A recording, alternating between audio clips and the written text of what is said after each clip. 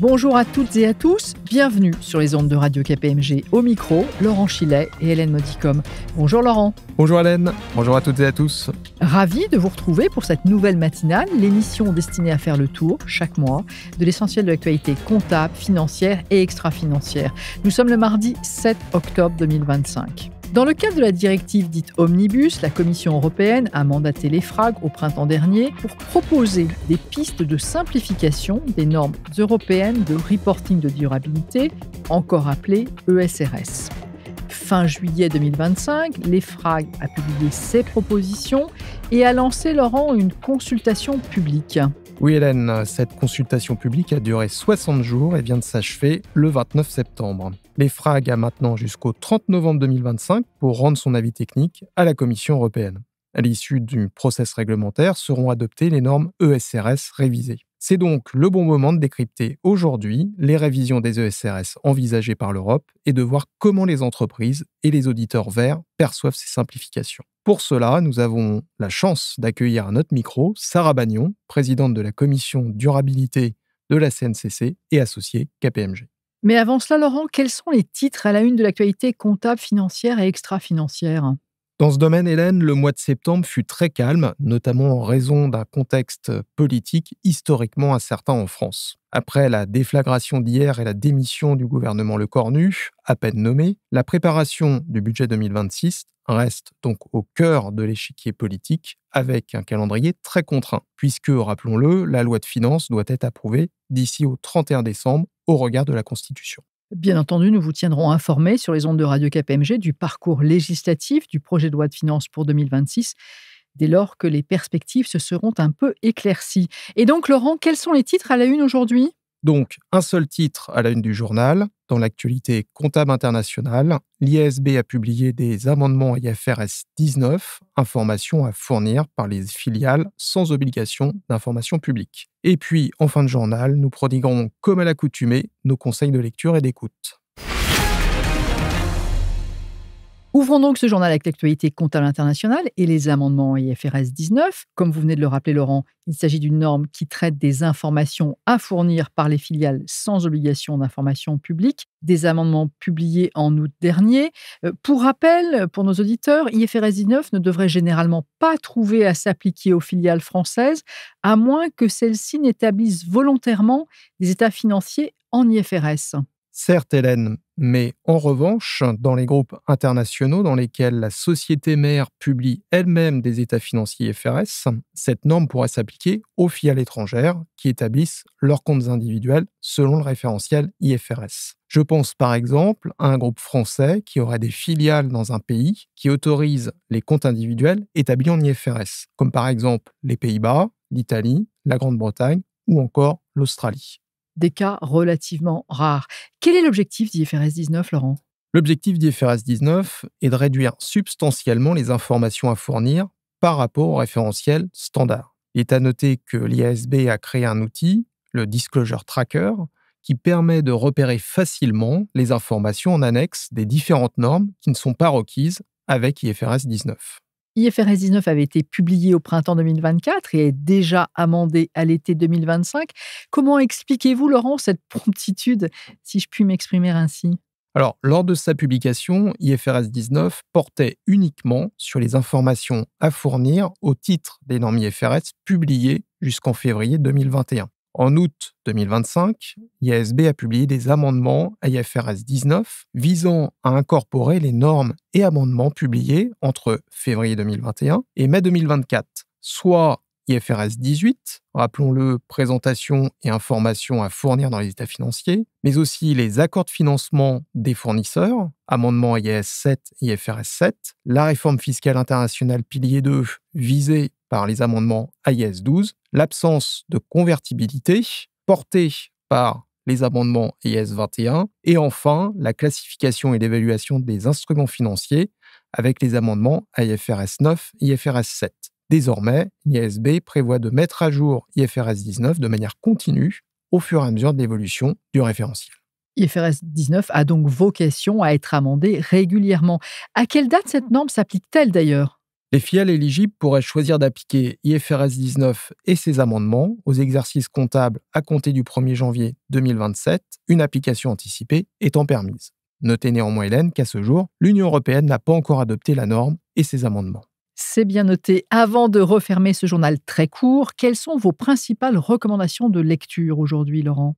Au-delà d'IFRS en bref de septembre 2025, je prodiguerai 2 recommandations de lecture. Tout d'abord, la 22e édition d'Insight into IFRS 2025-2026. Dans le contexte actuel marqué par de fortes incertitudes, les investisseurs et les régulateurs recherchent plus que jamais une information claire dans les états financiers des sociétés. Ma deuxième recommandation porte sur le guide 2025 des états financiers annuels illustrés et la liste des informations requises en annexe. Ces documents reflètent les normes IFRS publiées au 31 août 2025 et applicables aux exercices ouverts à compter du 1er janvier 2025.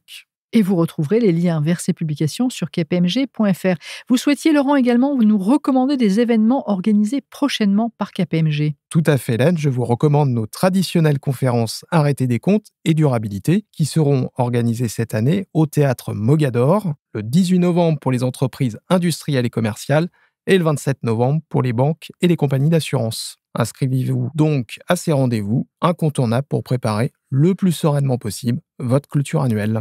Car en dépit des nombreuses incertitudes actuelles, ce qui est certain, Laurent, c'est que la clôture 2025 aura lieu et approche déjà. Ce journal est maintenant terminé. Un grand merci à vous, Laurent. Je retrouve nos auditrices et nos auditeurs dans un instant en compagnie de l'invité. Dans le cadre de la révision de la CSRD prévue par la directive dite Omnibus, l'EFRAG a présenté son projet de norme révisé le 31 juillet dernier. La consultation publique a duré 60 jours et vient de se terminer lundi 29 septembre. L'EFRAG aura ensuite jusqu'au 30 novembre 2025 pour rendre son avis technique à la Commission européenne.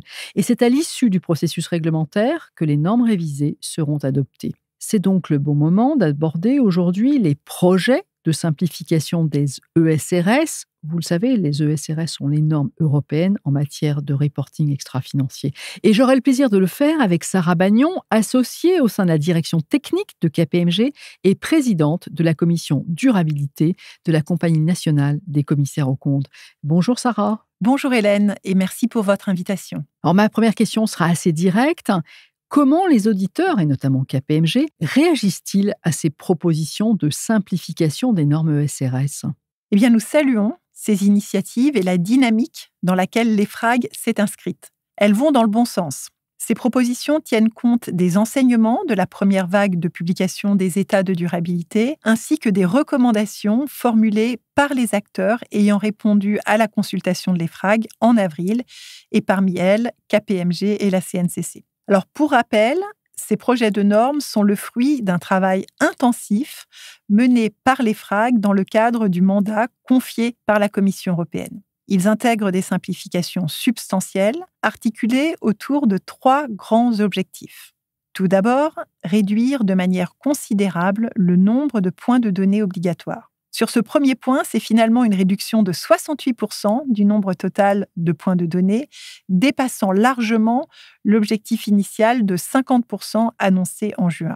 Cela inclut une réduction de 57% des points de données obligatoires, ceux libellés en CHAL, et la suppression complète de 277 points de données facultatifs visés par des mais. En deuxième lieu, il y a une volonté de renforcer le concept de matérialité. Et enfin, l'EFRAG a travaillé à l'harmonisation des formulations entre les normes, mais aussi avec les normes IFRS de l'ISSB pour plus de clarté et de cohérence. La CNCC, l'institution représentant la profession des CAC en France, et KPMG, en tant que réseau d'audit, ont répondu bien entendu à la consultation de l'EFRAG. Et nous aurons l'occasion de revenir sur cette consultation et sur les réponses de la profession à cette consultation au cours de cet entretien, Sarah, bien entendu. Alors, les principales critiques à l'égard des normes ESRS portent sur leur lourdeur, sur leur complexité. De quelle manière l'EFRAG envisage-t-il de répondre à ces critiques ? Pour réduire la charge de reporting, l'EFRAG a proposé d'actionner 6 leviers, dont voici les grandes lignes. 1. Rationaliser l'analyse de double matérialité. 2. Donner une meilleure lisibilité et plus de concision aux états de durabilité. 3. Réduire significativement les exigences qui requièrent des informations narratives liées notamment aux politiques, actions et cibles. 4. Améliorer la clarté et l'accessibilité des normes, clarifier la distinction entre contenu obligatoire et facultatif. 5. Proposer des allègements ciblés, par exemple sur certains indicateurs pour réduire la charge de reporting. Et 6. Renforcer l'interopérabilité avec les normes, et notamment celles de l'ISSB et le GAG protocole. Ces mesures visent à alléger la charge de reporting sans compromettre les objectifs fondamentaux de la CSRD. Et donc, ces évolutions vont dans le bon sens et font écho à ce que nous avions nous-mêmes recommandé. Nous allons reprendre un par un chacun de ces 6 leviers actionnés par l'EFRAG. Comment l'autorité, comment le normalisateur propose-t-il concrètement de simplifier l'analyse de la double matérialité ? L'EFRAG propose d'adopter une approche top-down partant du modèle d'affaires pour identifier les sujets les plus pertinents. En particulier, quand de toute évidence un sujet est matériel pour un secteur donné, au regard de ce que communiquent les pairs et ou compte tenu du modèle d'affaires, dans ces circonstances, l'analyse serait simplifiée. La question de la matérialité de l'information a également été clarifiée afin de disposer d'un filtre global pour l'inclusion d'informations dans l'état de durabilité. Cela permet donc de ne pas communiquer sur des informations qui seraient jugées non significatives. Enfin, l'accent a été mis sur l'image fidèle. Un référentiel de présentation fidèle va au-delà du simple respect des exigences formelles. Ce principe vise à garantir que les informations communiquées soient pertinentes, utiles et compréhensibles pour les parties prenantes, en incluant le cas échéant des informations additionnelles. Il faut bien avoir en tête qu'un cadre de reporting image fidèle implique plus de jugement pour les préparateurs comme pour les auditeurs et requiert de prendre du recul sur l'information fournie. Cela ne réduit pas nécessairement la charge de travail des préparateurs ni des auditeurs, puisque ces jugements nécessiteront toujours des arguments fondés et des documents à l'appui. Aujourd'hui, Sarah, la notion d'image fidèle est souvent confondue avec celle de matérialité.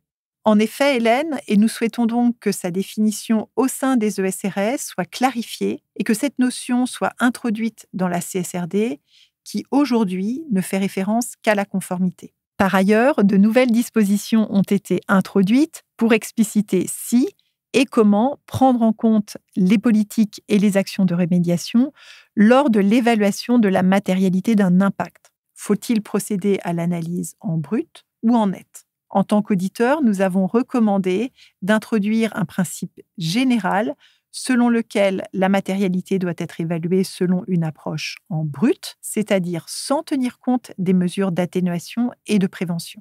Nous recommandons également que l'approche nette ne soit appliquée qu'à titre exceptionnel, à condition que cette utilisation soit transparente et donc explicitée dans l'état de durabilité. Donc on voit ici que la profession formule de nombreuses recommandations. Alors maintenant, intéressons-nous au deuxième levier de simplification actionné par l'EFRAG qui doit permettre une meilleure lisibilité et plus de concision aux états de durabilité. Par quel biais cet objectif peut-il être atteint ? Au début de l'état de durabilité, il serait désormais possible de présenter un résumé stratégique afin d'y synthétiser les sujets matériels de l'entreprise, leur relation avec les aspects clés de sa stratégie et de sa gouvernance, ses performances et la trajectoire envisagée pour y parvenir. Ces assouplissements vont permettre aux entreprises de mieux structurer leur récit de durabilité et font clairement écho aux propositions formulées par KPMG dans le cadre de l'appel à contribution de l'EFRAG en mai dernier. Il sera également possible de fournir en annexe les informations plus granulaires, par exemple des indicateurs détaillés, ou les informations relatives à la taxonomie de l'Union européenne, ou encore des informations complémentaires considérées comme moins matérielles. À cela s'ajoute la possibilité de faire des renvois entre parties de l'état de durabilité afin que chaque information ne soit présentée qu'une seule fois. Par exemple, une même politique droit humain qui s'applique à plusieurs normes.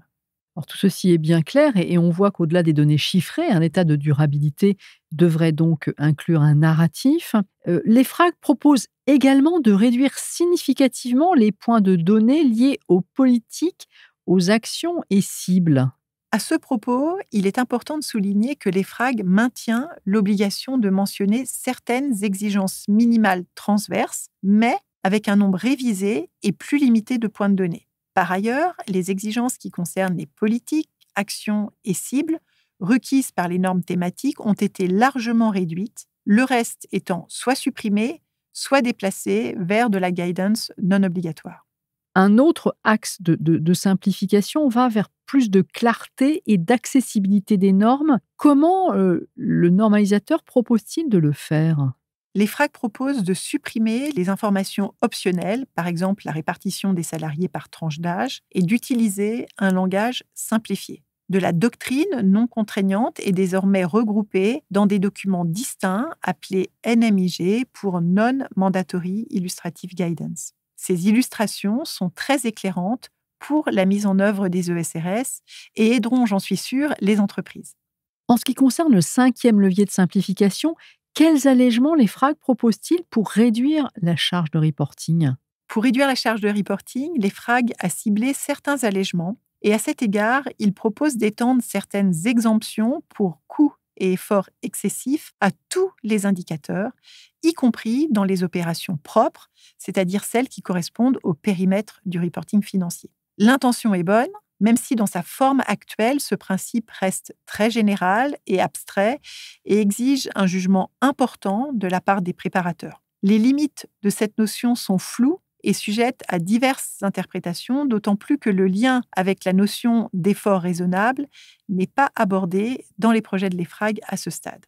Est également proposé un allègement sur le reporting des acquisitions et des cessions sur l'année de leur réalisation, basé sur le pragmatisme et la disponibilité des données. Enfin, dernier point, concernant le périmètre des émissions de gaz à effet de serre dans ESRS E1, l'EFRAG propose de modifier cet aspect en retenant le périmètre de consolidation financière et en ajoutant, le cas échéant, une publication en cas de contrôle opérationnel. Alors, en tant que professionnels du chiffre, nous recommandons d'aller plus loin et nous préconisons de s'aligner avec le Greenhouse Gas Protocol, qui sont les lignes directrices internationalement reconnues pour mesurer les émissions de gaz à effet de serre. Enfin, et c'est le dernier levier que souhaite actionner l'EFRAG, l'EFRAG propose de renforcer l'interopérabilité, notamment avec les normes ISSB, les normes internationales. Oui, l'EFRAG a examiné toutes les possibilités d'aligner les dispositions et donc d'éviter les erreurs d'interprétation ou les différences inutiles, en particulier entre les ESRS et les normes ISSB. Les libellés utilisés pour les dispositions communes ont fait l'objet d'une révision systématique afin d'adopter, dans la mesure du possible, le même libellé que dans les normes IFRS S1 et S2.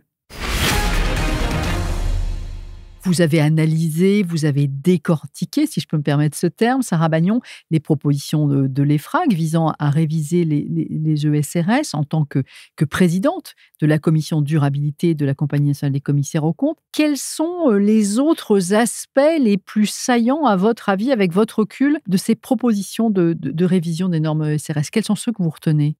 Alors, j'ajouterais 3 points qui me semblent importants. Le premier, c'est la connectivité entre les informations sur la durabilité et les états financiers, qui me paraît être un pilier fondamental de ce que nous appelons le corporate reporting. En tant qu'auditeurs, nous ne sommes pas favorables au caractère facultatif des renvois vers les états financiers. Cela n'irait pas dans le sens de la connectivité et réduirait considérablement la clarté et la lisibilité des informations de durabilité. De plus, cela ferait diverger les normes européennes des autres normes internationales de durabilité. Second point saillant, le lien avec la réglementation taxonomie. Coexistent aujourd'hui 2 ensembles de textes, à savoir les ESRS et la taxonomie de l'Union européenne, avec 2 organes consultatifs, l'EFRAG et la plateforme sur la finance durable. À terme, on peut s'attendre à ce que ce dispositif complique la vie des entreprises. Nous prônons une meilleure communication et une meilleure coordination entre ces organismes, ce qui facilitera sans nul doute la mise en œuvre des normes de durabilité et assurera une cohérence réglementaire. Vous parliez de 3 points saillants, 3 points d'attention. Le troisième? Le troisième, comme vous le savez, il y a dans les projets de normes plusieurs natures de simplification. Des clarifications, des changements-modifications et des améliorations en termes de lisibilité et compréhensibilité. Nous sommes d'avis que les clarifications pourraient être prises en compte dans les états de durabilité au titre de l'exercice 2025. Pour cela, il est nécessaire de distinguer de manière nette les clarifications qui pourraient raisonnablement être appliquées dès maintenant, des modifications qui s'appliqueront à l'entrée en vigueur des normes révisées. Une distinction claire entre les clarifications et les modifications permettrait aux entités d'appliquer en toute confiance les clarifications pertinentes dans le cadre de leurs obligations de déclaration pour 2025, ce qui facilitera leur mise en œuvre sans compromettre la conformité. Nous avons parlé longuement de simplification des normes ESRS. Qui dit simplification dit impact sur la charge de travail des entreprises et également sur l'effort d'audit. Quel est votre avis sur cette question, Sarah Bagnon ? Alors, il est vrai que ce projet de simplification des ESRS prévoit une réduction du nombre de données qui peut sembler substantielle. La simplification des ESRS allège le reporting, mais attention, cette réduction n'entraîne pas mécaniquement une diminution proportionnelle de l'effort requis de la part des préparateurs et des auditeurs. À cela, plusieurs raisons. Première raison, les exigences générales de publication de ESRS 2 sont maintenues. L'introduction du principe de présentation fidèle va ajouter une couche de jugement professionnel et une responsabilisation accrue. Troisième raison, la nature des points de données conservés, qui sont quantitatifs, ce qui ne va pas alléger ni l'effort de reporting pour les entreprises, ni l'effort d'audit pour les auditeurs. Enfin, du côté des auditeurs, notre approche par les risques nous conduit à nous concentrer sur les sujets et les indicateurs à fort enjeu qui sont par nature maintenus. Donc, restons mesurés sur l'allègement de la charge de travail. Quelles sont maintenant les prochaines étapes de cette démarche de simplification et peut-être aussi un petit mot de conclusion ? Comme nous l'avons dit au début de notre échange, l'EFRAG a jusqu'au 30 novembre pour rendre son avis technique à la Commission européenne. Nous comprenons que l'intention de la Commission européenne est d'adopter les normes ESRS révisées en tant qu'acte délégué d'ici mi-2026, si et seulement si un accord politique sur la directive Omnibus Content est trouvé d'ici la fin 2025 ou tout début 2026. Un retard pris par la directive Omnibus Content impacterait le délai d'adoption des ESRS révisés. Alors, en conclusion, vous l'avez compris, ces exposure drafts sont des textes provisoires et il reste du chemin à parcourir avant leur finalisation. J'ajouterais que le contexte que nous vivons actuellement est sans précédent. C'est la première fois que nous assistons à une révision complète d'un corpus de normes l'année qui suit sa première application. Le premier jeu de normes ESRS était complexe. Cette complexité a ralenti l'appropriation de la CSRD par l'ensemble des acteurs. Donc, il était essentiel de remettre l'ouvrage sur le métier, de telle sorte que les entreprises relèvent le défi de la durabilité. Et c'est collectivement, normalisateurs, régulateurs, entreprises, auditeurs, utilisateurs, que nous pourrons relever ce défi et faire du reporting de durabilité une réalité concrète et accessible. Et nous l'espérons tous. Sarah Bagnon, un grand merci pour votre prise de parole à ce micro. Pour celles et ceux qui souhaitent en savoir plus sur ces sujets, ils peuvent retrouver différentes informations dans l'application Radio KPMG, à la page de cette émission ou sur kpmg.fr. Cette édition des matinales est maintenant terminée. À bientôt sur les ondes.